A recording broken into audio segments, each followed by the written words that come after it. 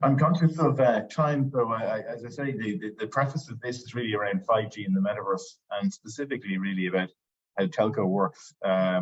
With that, the agenda I'll cover off just some of the very basics, the value chain, and then the role of the telecoms providers in this kind of 5G era of technology. And I'll move through it very fast because I'm trying very hard to kind of ignore the deeper technology discussions, because that could go on for a very long time. But the fundamentals of the metaverse from a technology perspective start with humans are social animals. And the metaverse effectively is an extension or an evolution of what we see today as the kind of Web 2.0, where the web has become interactive, into the movement towards a Web 3.0, where the web becomes effectively the immersive net in which everything is actually connected. And in that connected era, the metaverse is a very strong way of actually promoting more convenience and more efficiency, in the way that the different iterations of the web have enhanced people's capabilities of doing that. And specifically, I guess, why the metaverse now and why the technology exists now is that imagination now outpaces technology constraints. And that's probably the first time in human history that that's actually the case. If you can imagine it can be done, is almost true in everything. And that metaverse concept isn't new to us. Back in '92, there were novels coming out, followed by various other kind of journeys that people have made, all the way up to today. So we've been imagining what the next generation of communications will look like for a very long time. What we haven't had is the technology capability to make it all work. And the technical outline, we know what this needs to look like. The technology has to promote services that are immersive and collaborative, interoperable between different metaverses and existing technology, persistent and distributed and decentralized, because these are, no matter how the metaverse looks, these are fundamentals that will allow augmented reality experience to come to pass in real time, to be convenient and to be enjoyable. The virtual reality experience similarly seeing the devices and the processing power to make that happen at the same time. And then the mixed reality experience, which is probably the most powerful element of where the metaverse will come into day-to-day living, whether that's training or whether that's financial services or whether that's medical or otherwise. All of these things are the kind of technical bill that has to be paid for the metaverse to come into pass. And it becomes even slightly more complicated because there are metaverses. There's not a metaverse singular. There's going to be metaverses, dealing with consumers, propagated by different service providers.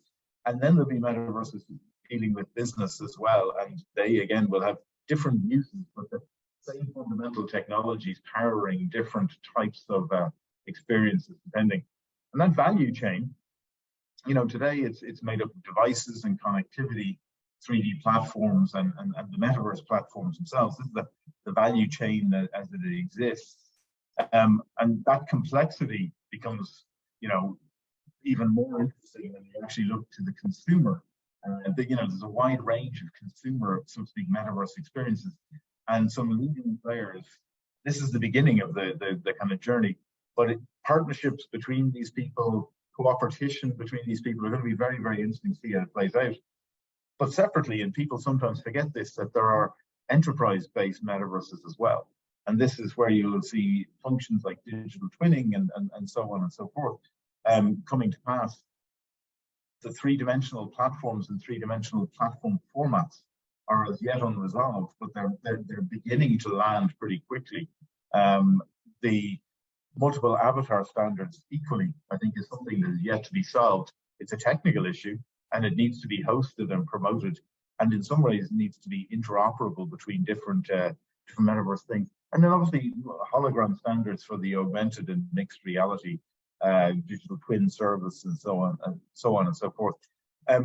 Having a network that's smart enough to decide at what definition, what bandwidth, when's the most appropriate version of these types of capabilities to be enabled, that will make it cost effective is very, very important, because the reality is that you have centralized metaverses, centralized metaverses for enterprises and as well as consumers, and then decentralized metaverses, which there are emerging examples, all of which require this immersive, collaborative, interoperable, persistent, decentralized capabilities.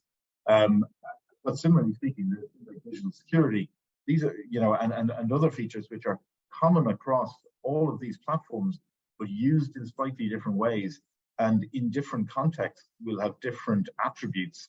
And the underlying technologies around the devices, the AI and ML that's going to power and instruct the networks to provide different experiences, sometimes in anticipation.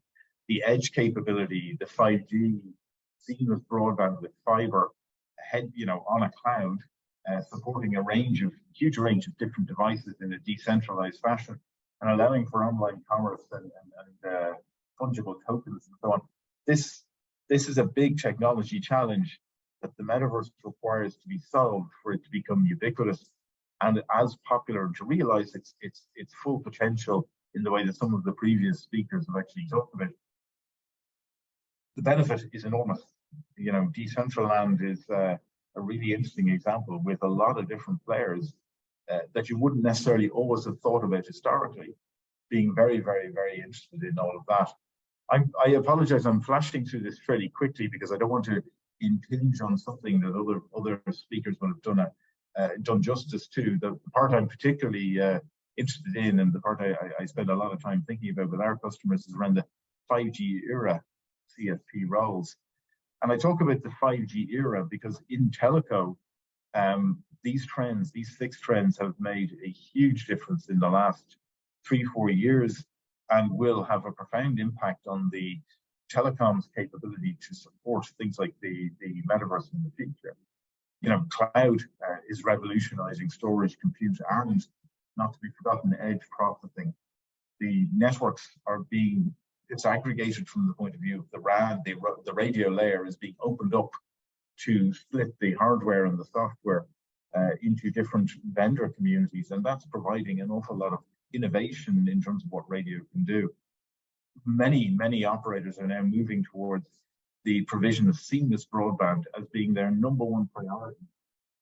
So that wherever you are, whether it's fiber, whether it's Wi-Fi, whether it's low Earth orbit satellites, whether it's 5G, the seamless broadband capability is now not something that people are aspiring to, but people are actually building. Data management, analytics, and AI.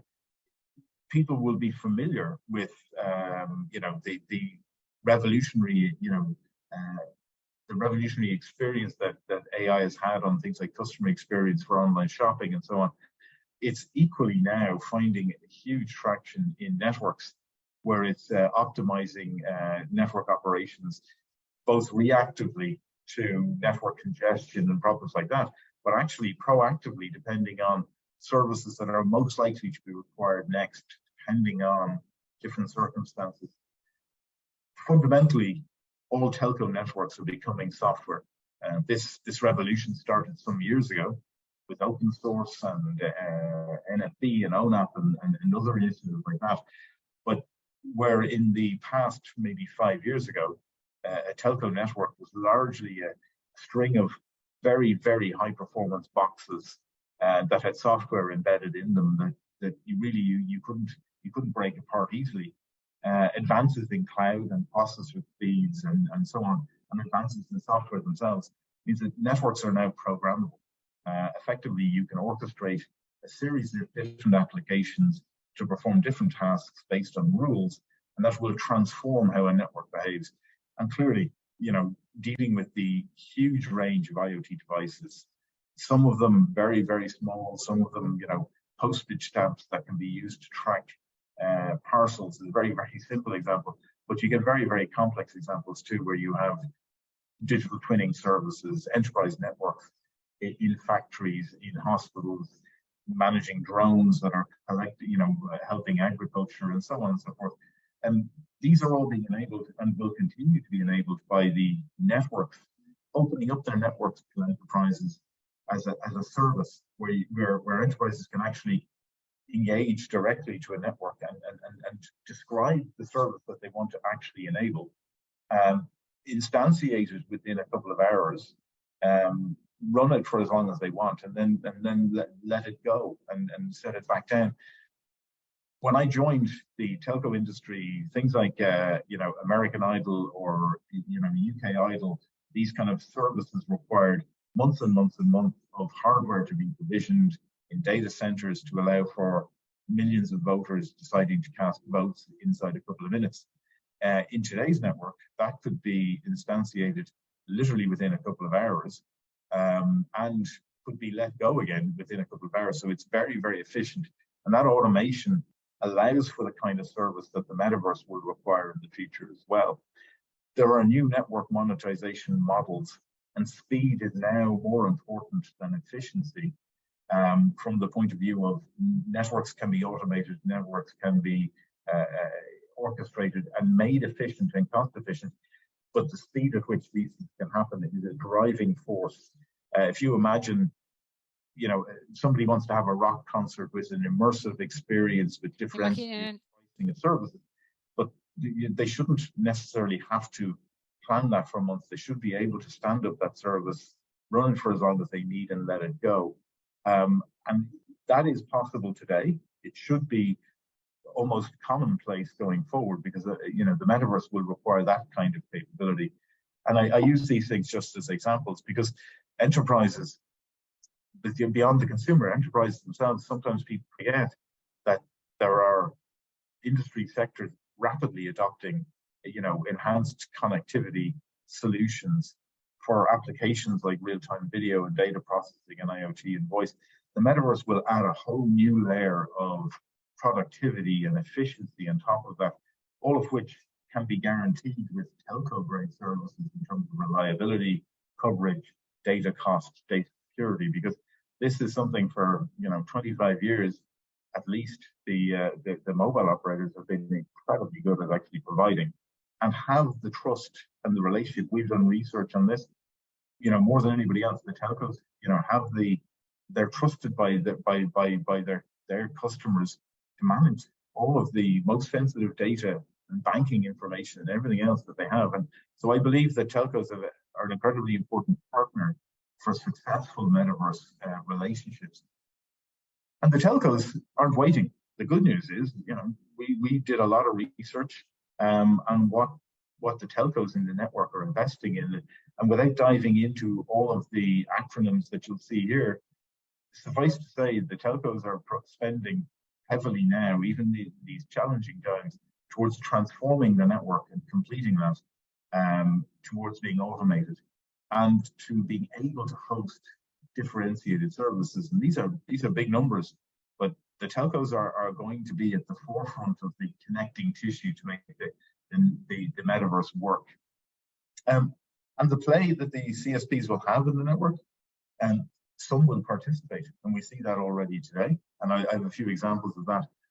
Almost all of them will be enabling the metaverse, and the relationships that they have with service providers, with the enterprises who enjoy the services, with the consumers who enjoy the services, is will depend on the ambition and the scope of the telcos themselves. But being able to provide the metaverse experiences directly in some segments and then partnering for others, by being able to provide metaverse grade connectivity. And that's a new word which you'll see more of.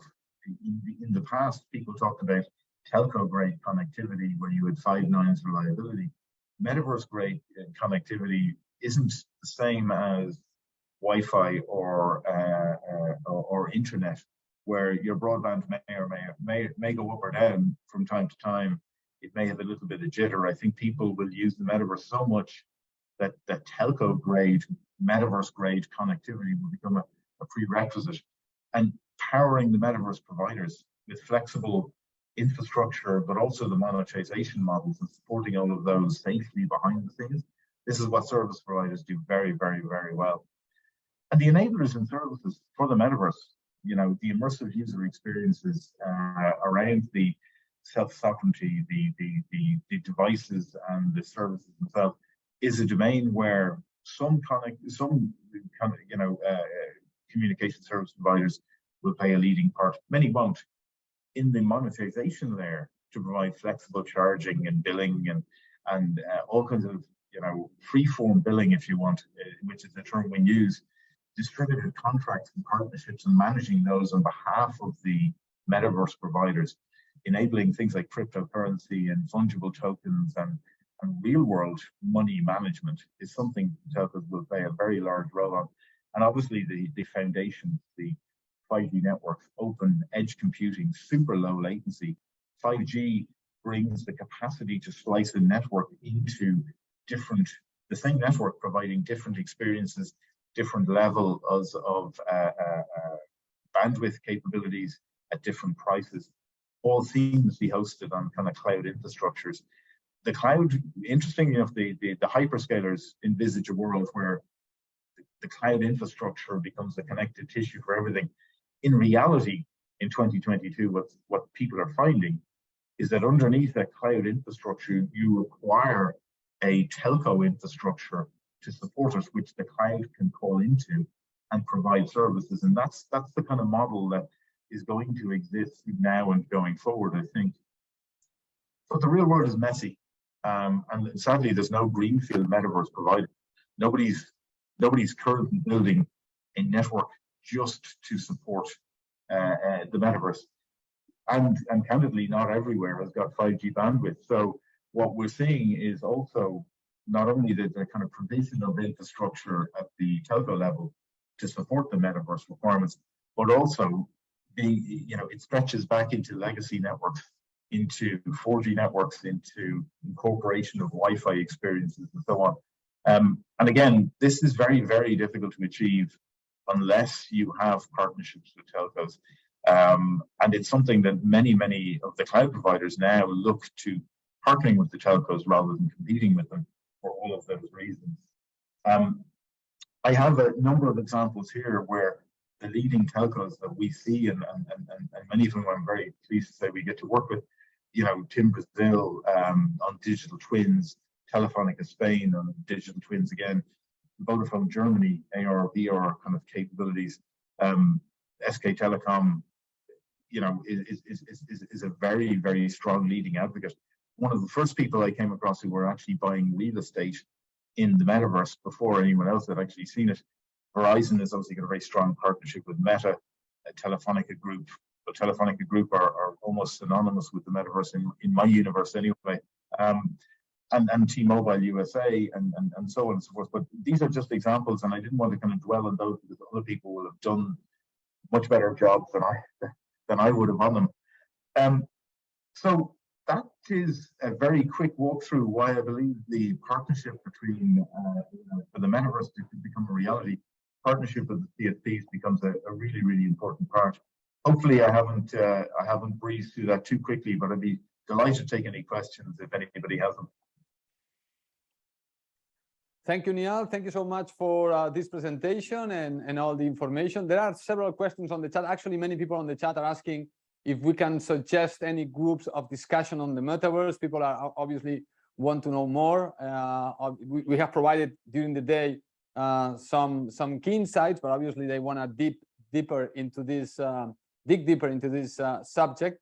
My question to you, Niall, is related to the role of the operators. Obviously, we need to find, if I was an operator, I need to find the right partners. But how do you envision the role of the operator? Is going to be the operator the center of this ecosystem, or the operator is going to be just one more satellite around somebody else who's going to be the center of this metaverse environment? Yeah, I think it's a very good question. I think all of the operators will be part of the value chain. I think that in some verticals, some of the operators will look to be center, and I would see it as being probably collaborating with the consumer services, and in the enterprise space, I think there would be specific industry verticals where the operators will be the leading partners. Now, I'm saying that against the background of different countries and some different operators will have different levels of ambition. So I'm talking in general terms, but the CSPs, the metaverse is effectively the evolution of communication, and the operators themselves are, all of them, I think, going to evolve at different speeds towards being part of that value chain. I don't see any of them actually owning it really.